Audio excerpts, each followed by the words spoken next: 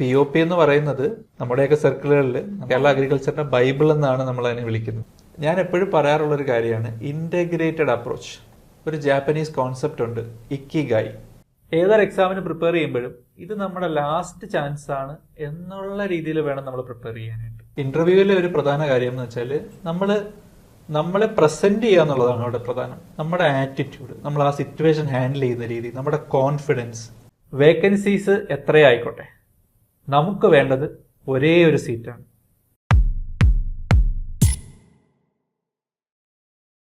Hello everyone, Ernest അക്കാഡമിയുടെ മറ്റൊരു വീഡിയോയിലേക്ക് എല്ലാവർക്കും സ്വാഗതം. ഇന്ന് നമ്മുടെ കൂടെ ഉള്ളത് കഴിഞ്ഞ കേരള PSCയുടെ അഗ്രികൾച്ചർ ഓഫീസർ എക്സാമിന്റെ 3rd റാങ്ക് ഹോൾഡറായ വിപിൻ സാറാണ്.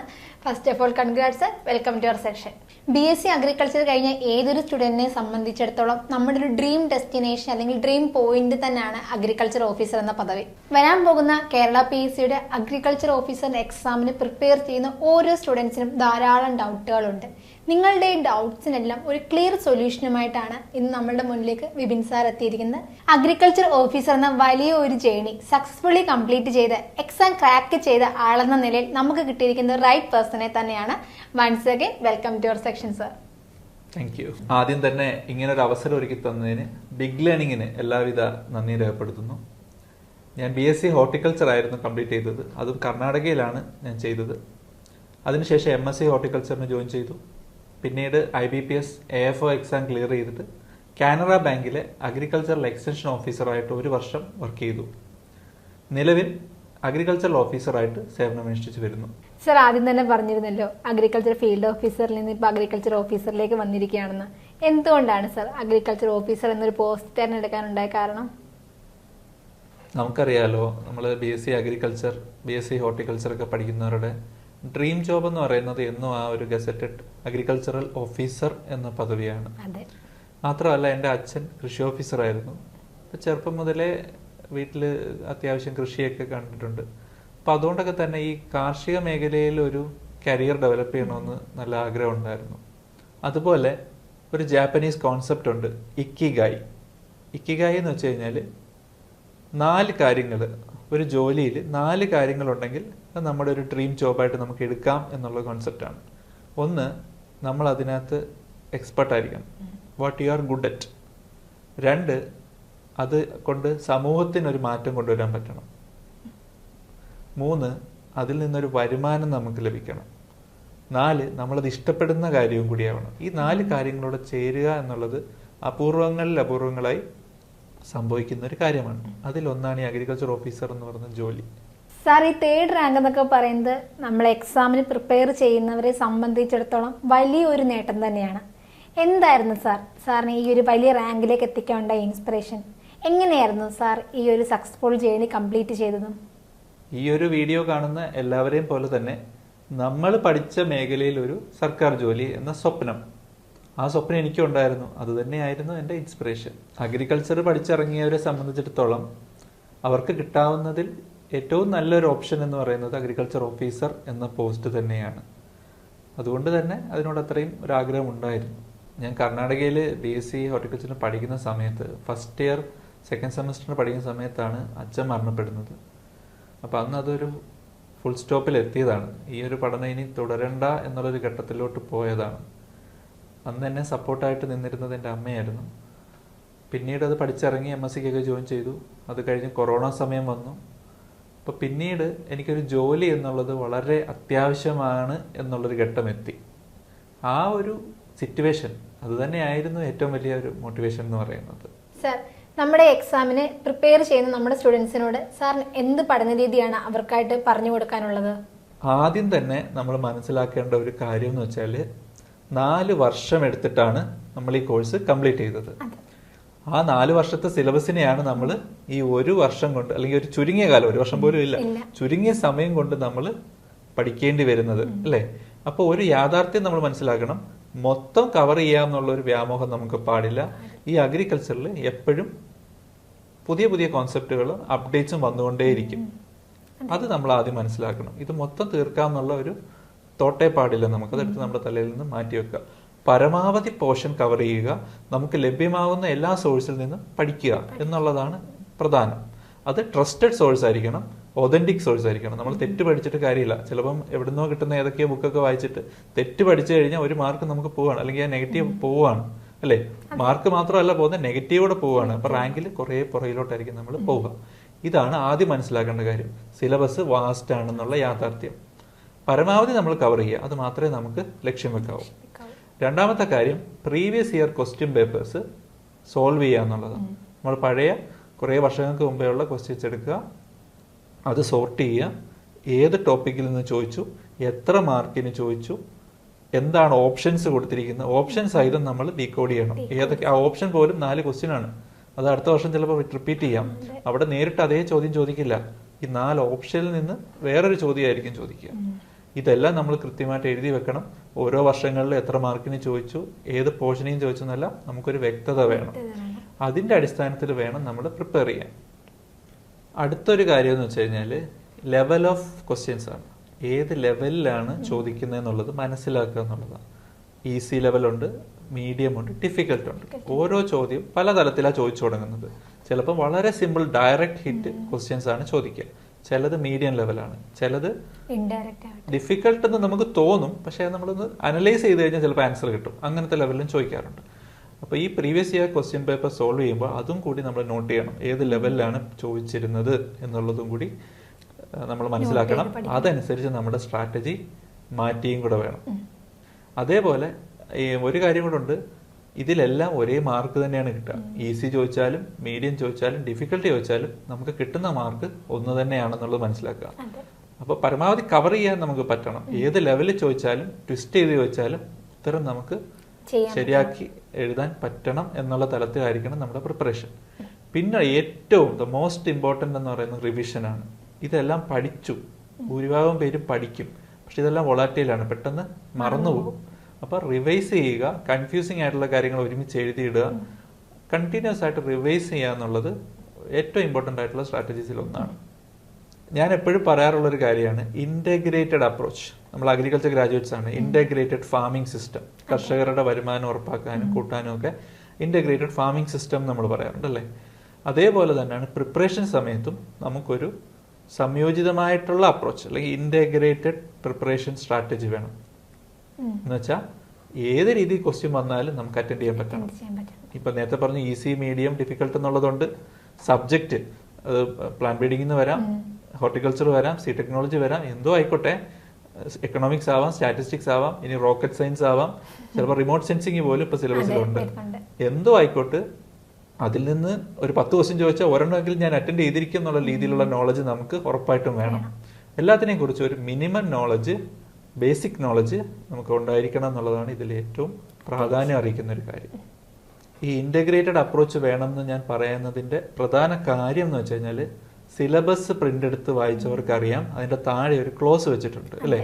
ഈ ടോപ്പിക്കുകൾ അല്ലാതെ മറ്റ് ടോപ്പിക്കുകളും ചോദിക്കാം എന്നുള്ള രീതിയിലൊരു വെച്ചിട്ടുണ്ട്, ഒരു ക്ലോസ് വെച്ചിട്ടുണ്ട്. അത് ഏറ്റവും ഡേഞ്ചറസ് ആണ്. എന്ന് വെച്ചാൽ ഈ ടോപ്പിക് ഒന്നും ആവണമെന്നില്ല, ചിലപ്പോൾ വേറെ പല ടോപ്പിക്കുകളും എടുത്തിടാം അല്ലെ, കറണ്ട് അഫയേഴ്സ് വരാം, എന്ത് കാര്യങ്ങളും വേണമെങ്കിൽ അവർക്ക് ചോദിക്കാം.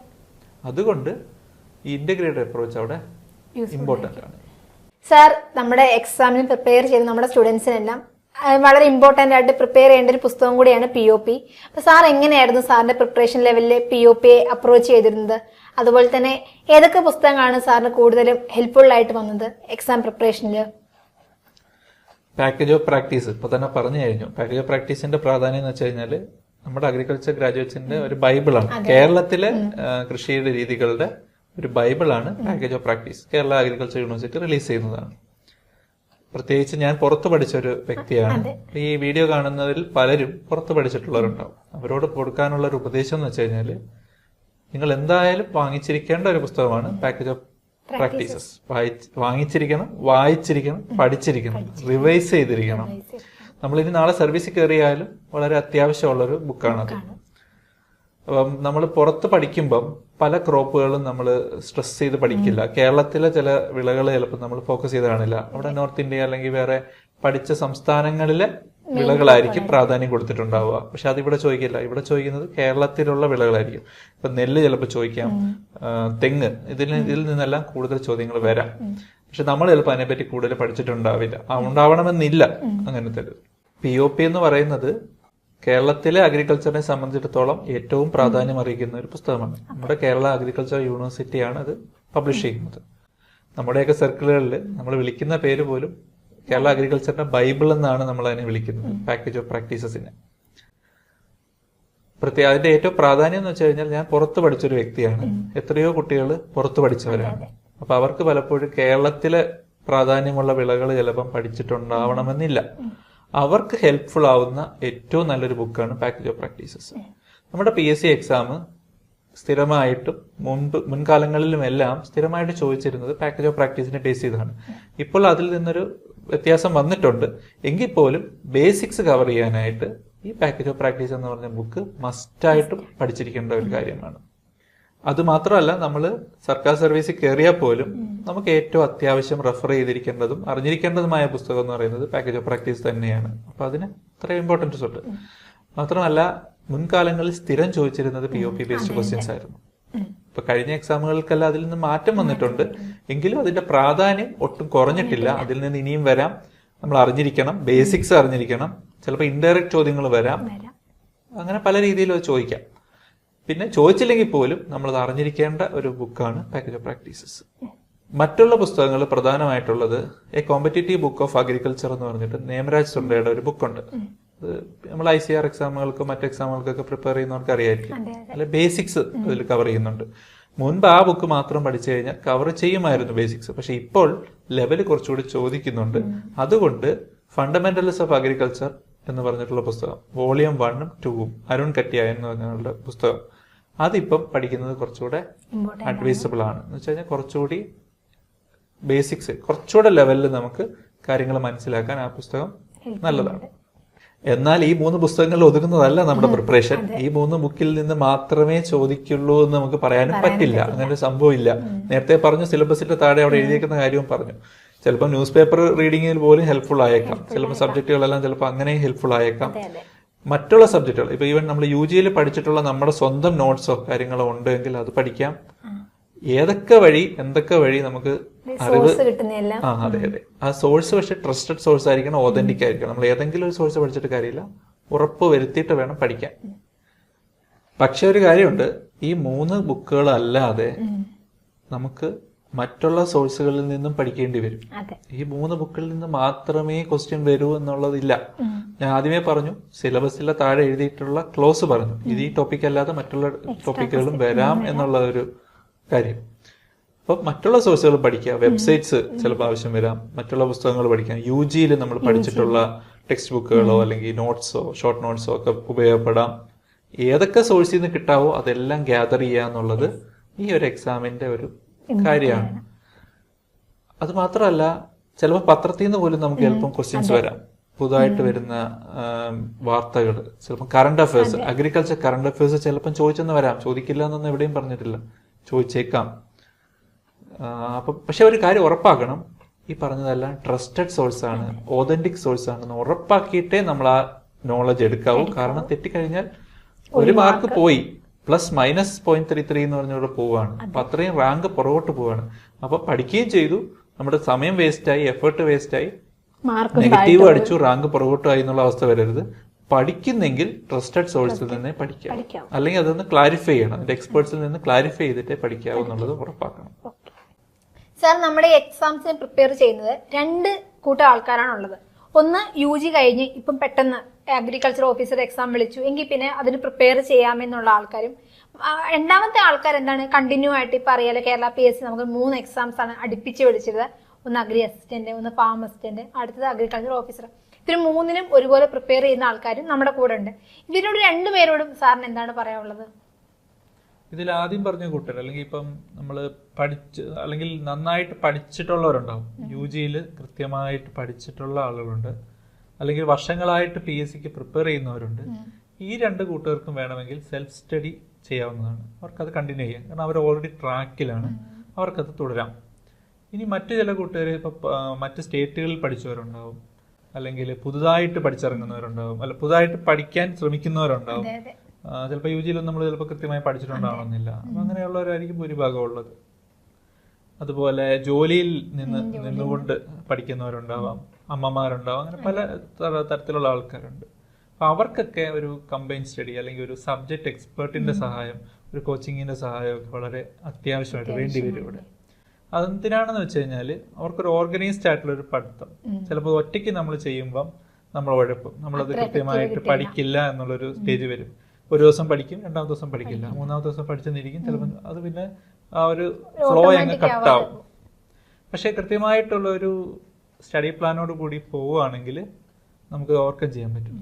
പിന്നെ ഇപ്പോഴത്തെ മാറിയ PSC പാറ്റേൺ അനുസരിച്ച് അല്ലെങ്കിൽ സിലബസ് കൃത്യമായിട്ട് മനസ്സിലാക്കാനും, അതുപോലെ അതിൻ്റെ ഏത് ഡെപ്തിൽ പഠിക്കണം, ഏതൊക്കെ ട്രസ്റ്റഡ് സോഴ്സിൽ നിന്ന് പഠിക്കാനും ഒക്കെ നമുക്കൊരു കോച്ചിങ് ആവശ്യമായിട്ട് വരും.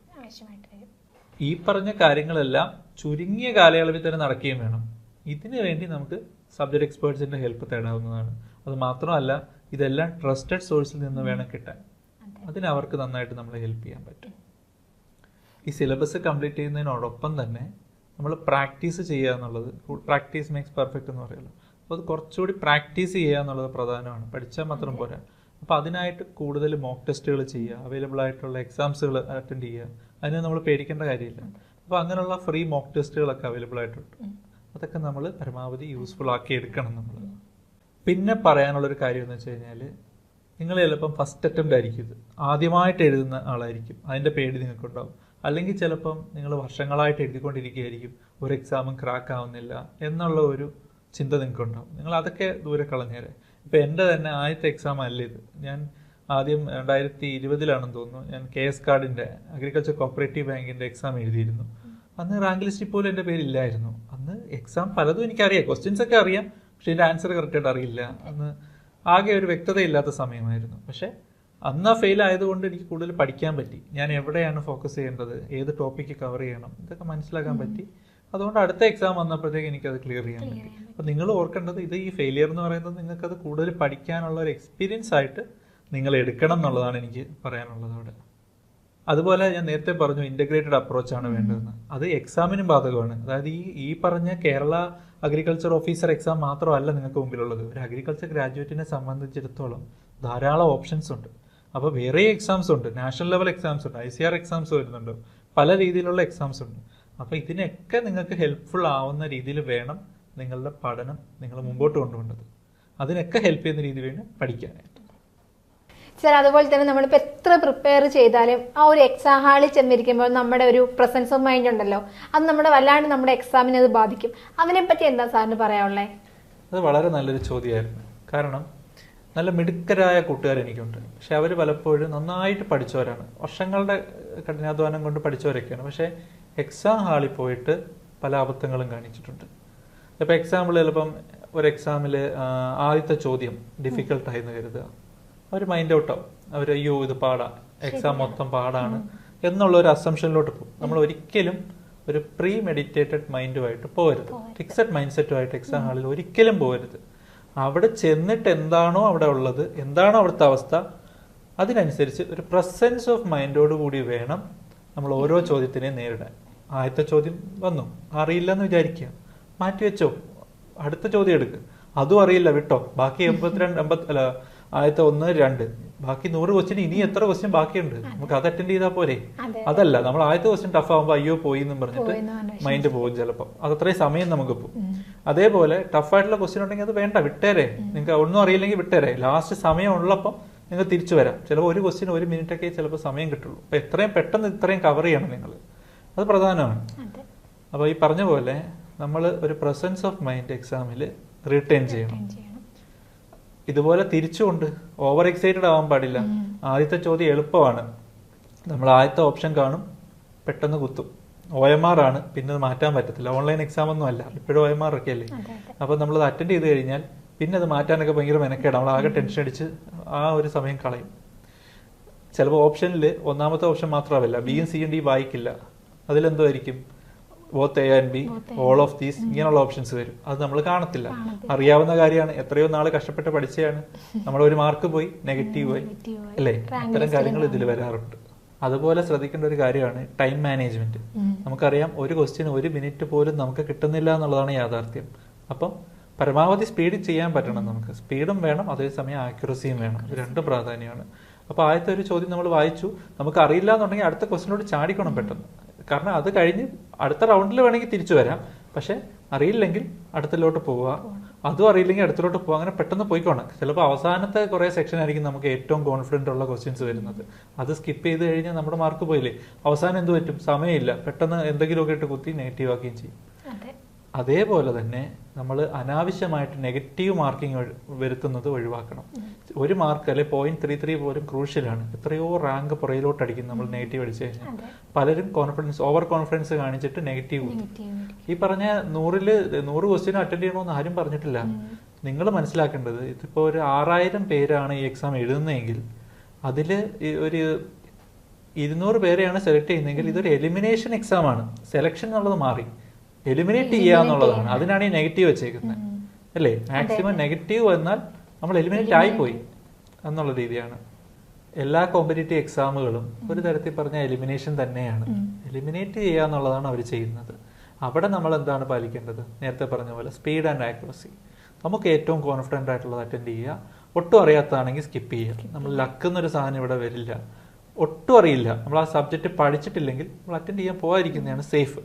പക്ഷെ നമുക്കൊരു നന്നായി പഠിച്ചിട്ടുണ്ട്, നമുക്ക് ഏകദേശ ധാരണയുണ്ടെങ്കിൽ ചില കേസുകളിൽ 50-50 ചാൻസ് ഒക്കെ എടുക്കേണ്ടി വരും. അതൊക്കെ depends on the situation. Exam paper എങ്ങനെയാണെന്നുള്ളതിനെ ഡിപ്പെൻഡ് ചെയ്തിരിക്കും. ചില സമയത്ത് ഈസി പേപ്പർ ആയിരിക്കും. ഈസി പേപ്പർ ആണെങ്കിൽ നമ്മൾ പരമാവധി അറ്റൻഡ് ചെയ്യേണ്ടി വരും. പക്ഷെ നമുക്കറിയാവുന്നതേ അറ്റൻഡ് ചെയ്യാവൂ, അല്ലാതെ ഒന്നും അറിയാത്തത് പോയി കറക്കി കുത്തേണ്ട കാര്യമില്ല. അതുപോലെ ഡിഫിക്കൽട്ട് ആണെങ്കിൽ നിങ്ങൾ ഒരു കാര്യം മനസ്സിലാക്കും, നിങ്ങൾ മൈൻഡ് ഔട്ട് ആവേണ്ട കാര്യമില്ല. നിങ്ങൾ നന്നായിട്ട് പഠിച്ചിട്ടുണ്ടെങ്കിൽ നിങ്ങളെപ്പോലെ തന്നെ പഠിച്ചിട്ടുള്ളവരൊക്കെ തന്നെ ഉണ്ടാവുള്ളൂ. അതിനപ്പുറത്ത് ഭയങ്കരമായിട്ട് പഠിച്ചവരൊന്നും ഉണ്ടാവില്ല. നമ്മൾ നന്നായി പഠിച്ചെങ്കിൽ എല്ലാവരും ഒരേ രീതിയിൽ തന്നെ പ്രിപ്പയർ ചെയ്തവരായിരിക്കും. നമുക്ക് ക്വസ്റ്റ്യൻ പാടാണെങ്കിൽ അവർക്കും പാടാണെന്നുള്ള കാര്യം ഓർത്തിരിക്കുക. അതാണ് ഇതിന്റെ ക്രൂഷ്യൽ പോയിന്റ്. എല്ലാവരും ഒരേ റേഞ്ചിലുള്ളവർ തന്നെയാണ്. 1-2 ക്വസ്റ്റ്യൻ, ചിലപ്പോൾ ചെറിയ ക്വസ്റ്റ്യൻസ് ആണ്, ചെറിയ മാർക്കിന്റെ വ്യത്യാസത്തിലാണ് ടോപ്പേഴ്സിനെ അല്ലെങ്കിൽ റാങ്ക് ലിസ്റ്റിൽ ഉൾപ്പെട്ടോ ഇല്ലേ എന്നുള്ളത് ഡിസൈഡ് ചെയ്യുന്നത് എന്നുള്ള ഓർത്തിരിക്കുക. നെഗറ്റീവ്സ് പരമാവധി ഒഴിവാക്കുക. എല്ലാം കയറി അറ്റൻഡ് ചെയ്യുന്ന സ്വഭാവം ഒരിക്കലും പാടില്ല. സാർ ഇപ്പോൾ രണ്ട് എക്സാംസോളം ക്രാക്ക് ചെയ്തൊരു വ്യക്തിയാണ്. ഈ 2 എക്സാംസിനും ഇന്റർവ്യൂ ഉണ്ടായിരുന്നു. സാർ എങ്ങനെയായിരുന്നു ആ ഇന്റർവ്യൂവിനെ ഫേസ് ചെയ്തത്? ഞാൻ IBPS AFO എക്സാമിനായിരുന്നു ആദ്യത്തെ ഇന്റർവ്യൂ. എൻ്റെ ജീവിതത്തിൽ തന്നെ ആദ്യത്തെ പ്രധാന ഇന്റർവ്യൂ അതായിരുന്നു. രണ്ടാമത്തത് PSCയുടെ AO എക്സാം ഇന്റർവ്യൂ. ഈ 2 ഇന്റർവ്യൂവും ഫേസ് ചെയ്തതിന്റെ അടിസ്ഥാനത്തിൽ എനിക്ക് മനസ്സിലായ ഒരു കാര്യം, നമ്മൾ ചിലപ്പോൾ സബ്ജക്റ്റിൽ എക്സ്പേർട്ട് ആയിരിക്കും, സബ്ജക്ട് നോളജ് ഉണ്ടാവും, പക്ഷെ ഇന്റർവ്യൂവിന് ചിലപ്പം നമ്മൾ തോറ്റുപോയല്ല, നമ്മളൊന്ന് ഫെയിൽ ആവും, നമ്മൾ ഡൗൺ ആവും. ചില സമയത്ത് ഇന്റർവ്യൂ പാനലിന്റെ മുമ്പിലെത്തുമ്പം നമുക്കൊന്ന് വിറയ്ക്കുക, അല്ലെങ്കിൽ ഒരു ടെൻഷൻ വരിക, ആ പ്രശ്നങ്ങൾ പലരിലും ഉണ്ട്. അതിന് നമ്മൾ പരമാവധി നേരത്തെ പ്രിപ്പയർ ആവുക എന്നുള്ളതാണ്. യഥാർത്ഥ ഇന്റർവ്യൂവിന്റെ റിസൾട്ട് നടക്കുന്നത് ഇന്റർവ്യൂ പാനലിനുള്ളിലല്ല, നമ്മളെ തന്നെ പ്രിപ്പയർ ചെയ്യുന്ന സ്റ്റേജിലാണ് അതിന്റെ റിസൾട്ട് നിർണ്ണയിക്കപ്പെടുന്നത്. വൺസ് നമ്മൾ ആ റൂമിൽ കയറി കഴിഞ്ഞാൽ ഞാൻ പറയും നമ്മളെ ഒരു ഫേക്കായിട്ട് പ്രസന്റ് ചെയ്യേണ്ടി വരും എന്ന് ഞാൻ പറയും. നമ്മുടെ കോൺഫിഡൻസ് അത് നമ്മുടെ വാക്കുകളിൽ പ്രതിഫലിക്കും, ബോഡി ലാംഗ്വേജിൽ പ്രതിഫലിക്കും. നമ്മളിപ്പം പറയാണ്, നമ്മളൊരു ചോദിക്കുന്ന ചോദ്യങ്ങൾക്ക് നമ്മൾ ആദ്യത്തെ ചോദ്യം നമുക്ക് പറയാൻ പറ്റിയില്ല, പേടിക്കേണ്ട കാര്യമില്ല. അത് നമ്മുടെ നോളജ് അളക്കാനല്ല ഇത്. ചിലപ്പോൾ വേറെ നമുക്കറിയാവുന്ന ടോപ്പിക്കുകൾ വേറെ ഉണ്ടാവും. പക്ഷെ ഒരു കാര്യം ചോദിക്കുമ്പോൾ തന്നെ നമ്മൾ വീണു പോയാലോ, അയ്യോ ഈ സാറ് ചോദിച്ചത് എനിക്ക് പറയാൻ പറ്റിയില്ല എന്നും പറഞ്ഞ് നമ്മൾ ഡൗൺ ആവും. അത് ബാധിക്കും, അത് നമ്മുടെ കോൺഫിഡൻസിനെ ബാധിക്കും. അതേസമയം ഓക്കെ നെക്സ്റ്റ് എന്നുള്ള രീതിയിൽ നമ്മൾ അടുത്ത ചോദ്യം വരട്ടെ എന്നുള്ള രീതിയിൽ ചിന്തിച്ചു കഴിഞ്ഞാൽ അതിനെ അത് നമുക്ക് കൂളായിട്ട് അറ്റൻഡ് ചെയ്യാം. ഇനിയിപ്പോൾ ഒന്നും പറയാൻ പറ്റിയില്ലെങ്കിലും നമ്മുടെ ബോഡി ലാംഗ്വേജ് നമ്മളൊരു പേടിക്കുന്നതായിട്ട് വരരുത്, നമ്മളൊരു നന്നായിട്ട് അറ്റൻഡ് ചെയ്യുക. പിന്നെ നമ്മുടെ കമ്മ്യൂണിക്കേഷൻ സ്കിൽസ് ഒക്കെ ഡെവലപ്പ് ചെയ്യുക എന്നുള്ളതാണ് പ്രധാനമായിട്ട്. പിന്നെ നമ്മൾ പരമാവധി നമ്മളെക്കുറിച്ച് പഠിക്കുക ആദ്യം. എൻ്റെ പേരിന്റെ അർത്ഥം, അല്ലെങ്കിൽ സ്ഥലത്തിന്റെ എന്തെങ്കിലും ഹിസ്റ്ററി ഉണ്ടെങ്കിൽ അത്, അവിടെ എന്തെങ്കിലും ചിലപ്പോൾ നെഗറ്റീവ് ആയിട്ടുള്ള ഹിസ്റ്ററി ഉണ്ടെങ്കിൽ ആ സ്ഥലത്തിനെ പറ്റി അതും ചോദിച്ചിട്ടുണ്ട്. ചിലപ്പോൾ ഏതെങ്കിലും ബാങ്കുമായിട്ട് ബന്ധപ്പെട്ടോ അല്ലെങ്കിൽ നമ്മുടെ സ്ഥലത്തുള്ള ഏതെങ്കിലും വിഷയങ്ങളുണ്ടെങ്കിൽ, കറണ്ട് അഫയേഴ്സ് ഉണ്ടെങ്കിൽ അത് നോക്കാം. അങ്ങനെയുള്ള കാര്യങ്ങൾ നമ്മൾ പ്രിപ്പയർഡ് ആയിരിക്കണം. സബ്ജക്ട് നോളജ് വേണം, പക്ഷെ ഇന്റർവ്യൂ ഒരിക്കലും സബ്ജക്ട് നോളജ് അളക്കാനല്ല എന്നുള്ളതാണ് നമ്മൾ മനസ്സിലാക്കേണ്ടത്. നമ്മുടെ ആറ്റിറ്റ്യൂഡ്, നമ്മൾ എങ്ങനെ അത് പ്രസന്റ് ചെയ്യുന്നു, അവരോട് എങ്ങനെ സംസാരിക്കുന്നു. ചിലപ്പോൾ സ്ട്രെസ്ഫുൾ ആയിട്ടുള്ള സിറ്റുവേഷൻ, ചിലപ്പോൾ സൈക്കോളജിസ്റ്റ് ഒക്കെ ചിലപ്പോൾ ഇന്റർവ്യൂ പാനലിൽ കാണും. നമ്മുടെ ബോഡി ലാംഗ്വേജ് അതൊക്കെ അളക്കും അവർ. നമ്മളെങ്ങനെ ഇരിക്കുന്നു, നിൽക്കുന്നു എന്നുള്ള കാര്യങ്ങളൊക്കെ ചിലപ്പോൾ അളക്കും. അത് മാത്രമല്ല, ചിലപ്പോൾ നമ്മളെ സ്ട്രെസ്ഫുൾ ആക്കും അവർ. എങ്ങനെ ബിഹേവ് ചെയ്യുന്നു, സ്ട്രെസ് സിറ്റുവേഷനിൽ നമ്മൾ എങ്ങനെ റെസ്പോണ്ട് ചെയ്യുന്നു എന്നുള്ളത് അവർ നോട്ട് ചെയ്യും. ചിലപ്പോൾ നമ്മൾ പോലും അറിയാതെ അവരത് നോട്ട് ചെയ്യുന്നുണ്ടായിരിക്കും. അതാണ് മെയിനായിട്ടുള്ളത്. ഇൻ്റർവ്യൂവിലെ ഒരു പ്രധാന കാര്യം എന്ന് വെച്ചാൽ നമ്മളെ പ്രസൻറ്റ് ചെയ്യുക എന്നുള്ളതാണ് അവിടെ പ്രധാനം. നമ്മുടെ ആറ്റിറ്റ്യൂഡ്, നമ്മൾ ആ സിറ്റുവേഷൻ ഹാൻഡിൽ ചെയ്യുന്ന രീതി, നമ്മുടെ കോൺഫിഡൻസ്, ഇതാണ് മാറ്റർ. നമ്മളതൊരു കോൺഫിഡൻ്റ് അല്ലെങ്കിൽ പോലും നമ്മൾ കോൺഫിഡൻ്റ് ആണെന്ന് കാണിക്കേണ്ടി വരും ചില ഇൻ്റർവ്യൂസിൽ. ചിലപ്പോൾ ഇത് നമ്മുടെ കൈവിട്ട് പോകുന്ന സിറ്റുവേഷൻ. അതിനൊരു എക്സാമ്പിൾ പറയുകയാണെങ്കിൽ, എൻ്റെ കൂട്ടുകാരൻ IBPSൻ്റെ ഇൻ്റർവ്യൂ അറ്റൻഡ് ചെയ്യായിരുന്നു. അപ്പം രാവിലെയാണ് ഇൻ്റർവ്യൂ ഷെഡ്യൂൾ ചെയ്തത്. അപ്പോൾ അവൻ പഠിച്ചു വെച്ചു, സെൽഫ് ഇൻട്രൊഡക്ഷനും കാര്യങ്ങളും അല്ലെങ്കിൽ കയറി ചെല്ലുമ്പോൾ പറയേണ്ട കാര്യങ്ങളൊക്കെ പഠിച്ചു വെച്ചു.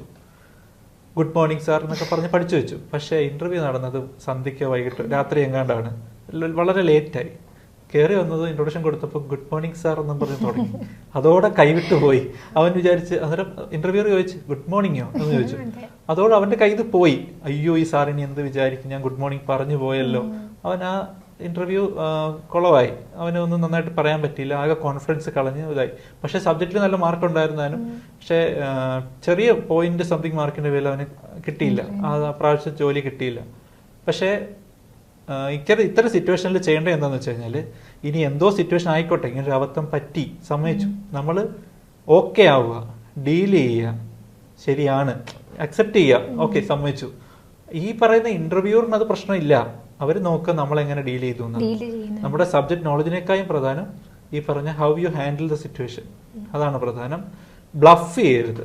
നമ്മൾ ഇല്ലാത്ത കാര്യം ചുമ്മാ പറയരുത്, ചുമ്മാ അത് പൊള്ളത്തരം പറയരുത്, അല്ലെങ്കിൽ ബ്ലഫ് ചെയ്യരുത് എന്നുള്ളത് മാത്രം ശ്രദ്ധിച്ചാൽ മതി. നമ്മൾ പോയി അറ്റൻഡ് ചെയ്ത് വന്നു കഴിഞ്ഞാൽ തന്നെ ഒരുവിധം ഓക്കെ ആയിക്കോളും. എന്താണ് നമ്മുടെ സ്റ്റുഡൻസിനോട് സാർ ഫൈനൽ ആപ്പായിട്ട് പറയാനുള്ളത്? നമുക്കറിയാം 2017 അഗ്രികൾച്ചർ ഓഫീസർമാരുടെ ഒരു ബൾക്ക് റിക്രൂട്ട്മെന്റ് നടന്നു. അതിനുശേഷം 2022 ഒരു റിക്രൂട്ട്മെന്റ് ഉണ്ടായി. ഏകദേശം 3279 പേര് ആണ് കൺഫർമേഷൻ കൊടുത്തത്. 900 പേരുടെ ഒരു ലിസ്റ്റാണ് ഇറങ്ങിയത് ഏകദേശം. അതിൽ 432ഓളം പേർക്ക് അഡ്വൈസ് ലഭിച്ചു എന്നാണ് അറിയാൻ കഴിഞ്ഞിട്ടുള്ളത്. അപ്പൊ ഈ ഒരു സാഹചര്യത്തിലാണ് നമ്മൾ അടുത്ത എക്സാം വിളിച്ചിട്ടുള്ളത്. അപ്പൊ നമുക്ക് പലർക്കും ചിലപ്പോൾ ഇതൊരു അവസാന ചാൻസ് ആയിരിക്കും. ഇപ്പോഴത്തെ PSC ട്രെൻഡ് അനുസരിച്ച് നമ്മുടെ കോമ്പറ്റീഷൻ ഓൾമോസ്റ്റ് ഡബിൾ ആവാനാണ് ചാൻസ്. ഇന്നത്തെ കാലത്ത് നമുക്ക് റാങ്ക് ലിസ്റ്റിൽ ഉൾപ്പെടുക എന്ന് മാത്രമല്ല, ടോപ്പ് ലെവൽ റാങ്കിൽ കിട്ടിയാൽ മാത്രമേ നമുക്ക് നമ്മുടെ പോസ്റ്റ് ഉറപ്പിക്കാൻ കഴിയുള്ളൂ, അഡ്വൈസ് കിട്ടുമെന്ന് ഉറപ്പാക്കാൻ കഴിയുള്ളൂ. ഏതൊരു എക്സാമിന് പ്രിപ്പയർ ചെയ്യുമ്പോഴും ഇത് നമ്മുടെ ലാസ്റ്റ് ചാൻസ് ആണ് എന്നുള്ള രീതിയിൽ വേണം നമ്മൾ പ്രിപ്പയർ ചെയ്യാനായിട്ട്. എന്നാലേ നമുക്ക് ആത്മാർത്ഥമായിട്ട് അത്രയും എഫേർട്ട് ഇടാനായിട്ട് സാധിക്കുള്ളൂ. ഒരുപക്ഷെ അതൊരു യാഥാർത്ഥ്യമായേക്കാം. കാരണം ഇനിയൊരു എക്സാം ഈ അടുത്ത കാലത്ത് വിളിക്കാൻ ചാൻസ് വളരെ കുറവാണ്. ഈ ബോധ്യം നമുക്ക് എപ്പോഴും ഉണ്ടായിരിക്കണം. ഇത് നിങ്ങളെ പേടിപ്പിക്കാൻ വേണ്ടി പറയുന്നതല്ല, നിങ്ങൾ പേടിക്കേണ്ട കാര്യവുമില്ല.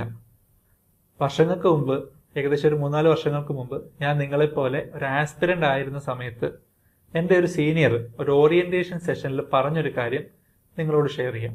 ഇത് പല ഇന്റർവ്യൂസിൽ ഞാൻ പറഞ്ഞിട്ടുള്ള ഒരു കാര്യവുമാണ്. അന്ന് പുള്ളി പറഞ്ഞൊരു കാര്യമാണ്, വേക്കൻസീസ് എത്രയായിക്കോട്ടെ, നമുക്ക് വേണ്ടത് ഒരേ ഒരു സീറ്റാണ്. കൃത്യമായ പ്ലാനിങ്ങോടുകൂടി ആത്മാർത്ഥമായി വർക്ക് ചെയ്യാൻ തയ്യാറാണെങ്കിൽ ആ ഒരു സീറ്റ് നിങ്ങൾക്കുള്ളതാണ്. വിപിൻ സാർ പറഞ്ഞതുപോലെ തന്നെ വരാൻ പോകുന്ന അഗ്രികൾച്ചർ എക്സാം എത്രത്തോളം കോമ്പറ്റീഷൻ കൂടിയതാണെന്ന് നമുക്ക് മനസ്സിലായിട്ടുണ്ട്. ആത്മാർത്ഥമായിട്ട് നിങ്ങൾ പരിശ്രമിച്ചാൽ നിങ്ങളുടെ റിസൾട്ടും അതുപോലെ തന്നെ ആയിരിക്കും. അടുത്ത വർഷം ഇതേ സമയത്ത് നിങ്ങൾക്കും ഒരു അഗ്രികൾച്ചർ ഓഫീസറായിട്ട് ഇരിക്കാവുന്നതാണ്. Thank you for the wonderful section sir. Thank you. മറ്റൊരു വീഡിയോയുമായി വീണ്ടും കാണാം. Thank you all.